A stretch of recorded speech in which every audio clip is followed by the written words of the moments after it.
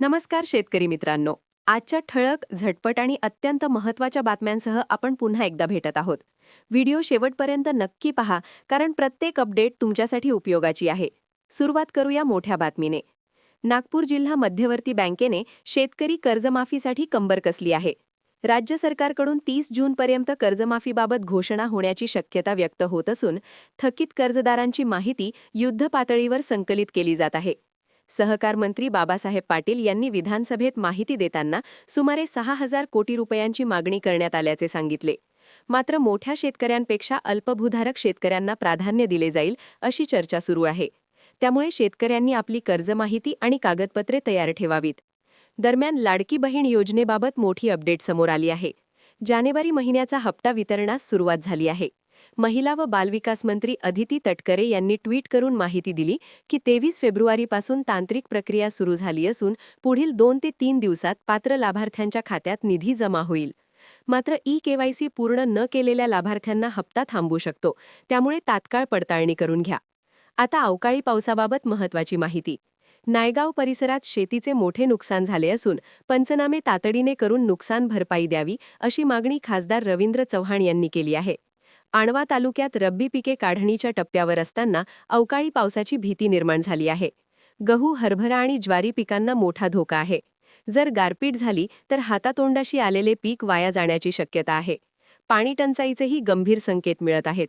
February महिन्यातच अनेक नदी नाले आटले आहेत. काटेपूर्ण धरणात सुमारे 50% जलसाठा शिल्लक आहे. रेणापूर परिसरात 1,72,00,000 रुपयांची पाणीपट्टी थकीत असल्याने पंप हाऊसला टाळे ठोकण्यात आले आहे. दुसरीकडे जायकवाली धरणातून डाव्या कालव्यात पाणी सोडल्याने गहू, हरभरा आणि ऊसाला काही प्रमाणात दिलासा मिळाला आहे. हमीभाव आणि बाजारभावाबाबत पाहूया. मका हमीभाव नोंदणी 896 शेतकऱ्यांनी केली, पण खरेदी फक्त 172 शेतकऱ्यांची झाली. मका खरेदीस 31 मार्चपर्यंत मुदतवाढ देण्यात आली आहे. हरभऱ्याचा शासन हमीदर 5,850 रुपये असताना व्यापाऱ्यांकडून कमी दराने खरेदी होत असल्याच्या तक्रारी वाढत आहेत. हळद दर सध्या स्थिर असून हळदकांडी 14 ते 15,000 रुपये तर बंडा हळद 13 ते 13,500 रुपये प्रति क्विंटल दराने विकली जात आहे.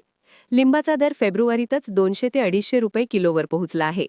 दरम्यान राज्याचा अर्थसंकल्प गदारोळाचा आदर झाला. मुख्यमंत्री देवेंद्र फडणवीस यांनी कृत्रिम फुलांच्या वापरावर कारवाईचा इशारा दिला आहे. विरोधकांकडून अर्थसंकल्पात त्रुटी असल्याचा आरोप करण्यात येत आहे. कर्जमाफीचा मुद्दा अजून अंतिम निर्णयाच्या प्रतीक्षेत आहे. दिल्लीमधील मोठ्या राजकीय घडामोडीत माजी मुख्यमंत्री अरविंद केजरीवाल आणि माजी उपमुख्यमंत्री मनीष सिसोदिया यांच्यासह 23 जणांना न्यायालयाने निर्दोष मुक्त केले आहे. पुराव्याअभावी खटला टिकला नाही असा निकाल देण्यात आला. शेअर बाजारात मोठी घसरण झाली आहे. सेन्सेक्स 961 अंकांनी घसरला तर निफ्टी 22,500च्या खाली आला. गुंतवणूकदारांचे एका दिवसात जवळपास 4.98 लाख कोटी रुपयांचे नुकसान झाले. कच्च्या तेलाच्या किमती वाढल्याने भारताला आर्थिक फटका बसण्याची शक्यता व्यक्त केली जात आहे. ग्रामीण भागातील इतर महत्त्वाच्या अपडेटमध्ये सोलापूर जिल्ह्यात 626 विहिरींना मदत वितरित करण्यात आली आहे. बीड जिल्ह्यात 11 लाख आयुष्यमान कार्डचे वाटप झाले आहे. पशुधन विभागात 75 लाख रुपयांचा घोटाळा उघड झाला आहे. शेतकरी अनुदान, शिवभोजन आणि रेशन दुकानांचे सुमारे 50 कोटी रुपयांचे अनुदान रखडले आहे. शेतकरी कर्ज पुनर्रचनेबाबत संभ्रम निर्माण झाला आहे. संभाव्य कर्जमाफीच्या पार्श्वभूमीवर अनेक शेतकरी निर्णयाच्या प्रतीक्षेत आहेत. बुलढाणा जिल्ह्यात धोरण निर्मितीसाठी सर्वेक्षण सुरू झाले असून घरोघरी भेटीद्वारे माहिती संकलित केली जात आहे. ढगाळ वातावरणामुळे गहू आणि हरभरा काढणीवर संकटाची छाया आहे. पावसाची शक्यता असल्याने शेतकरी चिंतेत आहेत. जीवरेखा धरणातून पाणी सोडल्याने 200 हेक्टर क्षेत्राला फायदा झाला आहे. मित्रांनो, कर्जमाफी, हमीभाव, अवकाळी पाऊस, पाणी टंचाई, अर्थसंकल्प आणि बाजारभाव या सर्व महत्त्वाच्या घडामोडींचा आपण आढावा घेतला. परिस्थिती वेगाने बदलत आहे, त्यामुळे अपडेट राहणे अत्यंत गरजेचे आहे.